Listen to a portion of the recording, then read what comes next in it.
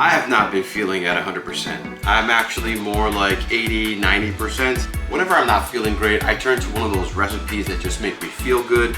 For that reason, we're gonna do a one-pot miso glazed chicken and rice. The MVP for this recipe is going to be the 6-quart cast iron Dutch oven, and that's what's gonna infuse all of the garlic, all of the green onions and herbs into the rice and into the chicken. All of it is gonna come together in less than 1 hour. I can't wait to feel better, so let's get cooking.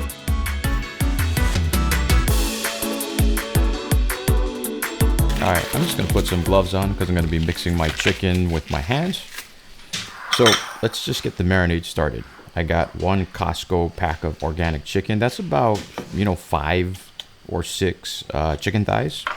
Maybe 5 if you're using non-organic chicken. They tend to be a little bit bigger.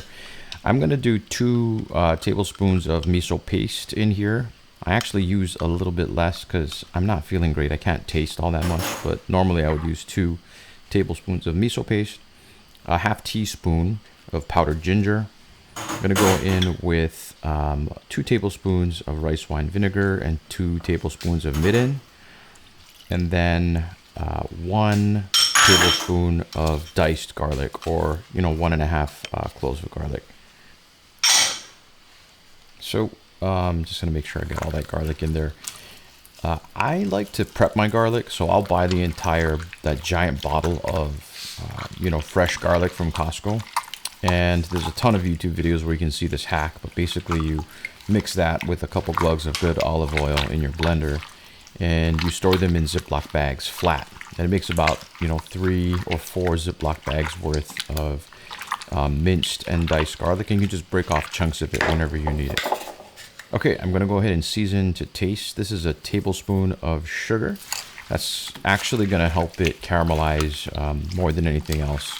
Miso has a slight sweetness to it. I'm just gonna up it a little bit because I do want it to brown on the griddle.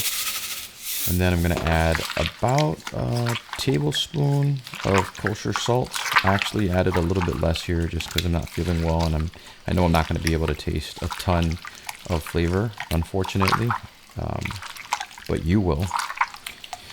After you're done making a bunch of inappropriate noises with chicken, you're gonna go ahead and set this in the fridge and let that marinate. All right, it's rice washing time, just the standard way. You're gonna wash your rice, rinse it, wash it, drain the water, rinse it again until it kind of gets a little more clear.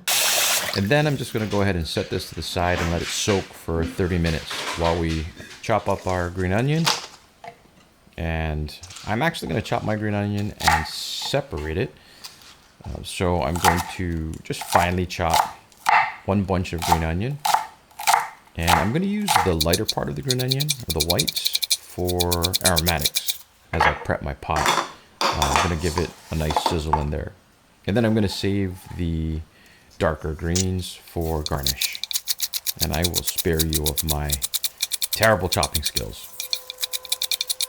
Although it looks pretty good when you fast forward it. Okay. There we go. Now I'm going to fire up that griddle. I'm taking this outside to the Blackstone. If you did this in the house, you would actually probably want to use the same pot that we're going to do everything else in. So you would just drizzle some olive oil or neutral cooking oil until it starts to smoke, and then you're going to lay down your chicken thighs. I'm going to try to get as much coverage as I can on each part of the chicken because I want a nice dark brown char. I want it to be with as much of that umami smoky flavor as possible. I would have done this in one pot in the house, but actually the last time I did this last week, I set off every smoke alarm in the house trying to get that brown charred flavor on the chicken. So I'm going to keep it outside for today until I can master the art of doing this without generating too much smoke. Once my chicken looks like it might be getting some color, I'm gonna go ahead and give them a good flip. It should only be about 1 to 2 minutes for each side. I'm not actually looking to cook the chicken all the way through. I'm just looking to brown it and give it that nice char. So let's see if we're there. Yeah, looks like we're pretty good. I'm gonna flip them all, and I'm gonna give them a nice little press with my griddle spatula. Again, just to make sure I get that caramelization. All right, I can talk. On every chicken, those are looking pretty good.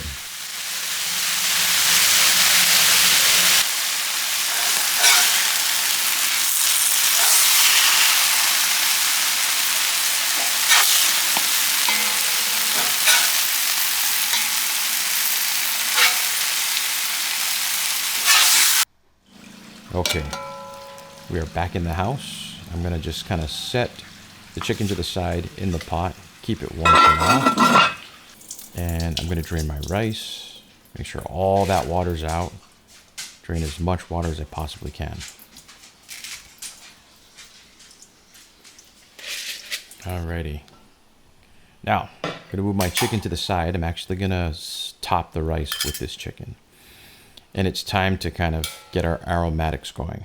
So, into the pot, I'm gonna add a couple good glugs of olive oil. And you can hear me talking to my dog there. I'm adding in 2 tablespoons of garlic. This is about 1.5 or 2 cloves, maybe 3 cloves of garlic. And then I'm gonna use my whites from the green onion. I'm just gonna kind of stir this around, break up my garlic. And obviously if you have fresh garlic, hey, go for it. It's probably gonna taste better, fresher, but you know, I have my little shortcut garlic that I'm using today. Once it's sizzling, you can hear that beautiful sizzle. Now it's time to add the rice. So, get that rice, I'm going to stir it in, and then I'm also going to add in, so this is 2 cups of washed white rice, right, short grain. I'm going to do 2 cups of water, so relatively equal parts.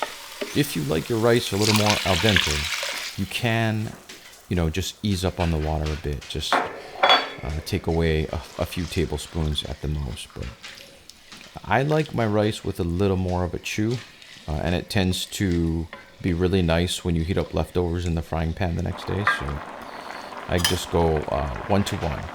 Your rice is gonna get a lot of extra moisture from your green onion and your chicken. And so that's why you're not actually adding a little bit more water like you normally would. Now, I got the rice going at a good simmer. I'm actually going to lower the temperature. I had this on a medium high. I'm gonna let it just simmer because everything's bubbling, pretty much boiling.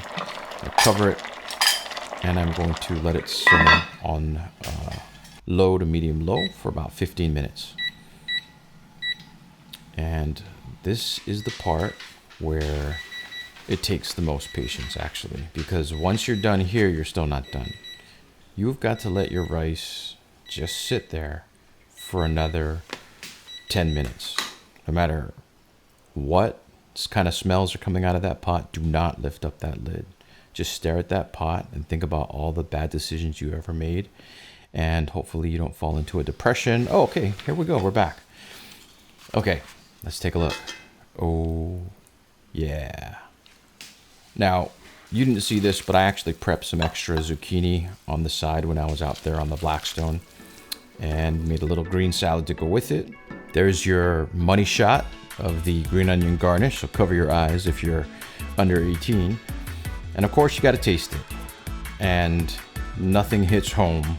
Nothing is as comforting as a hot pot of crispy rice and miso glazed chicken. You gotta try this, guys. Well, I hope you had fun with me. I had a great time with you, and after eating this dish, guess what? I'm all better. See you on the next episode of Art Bento.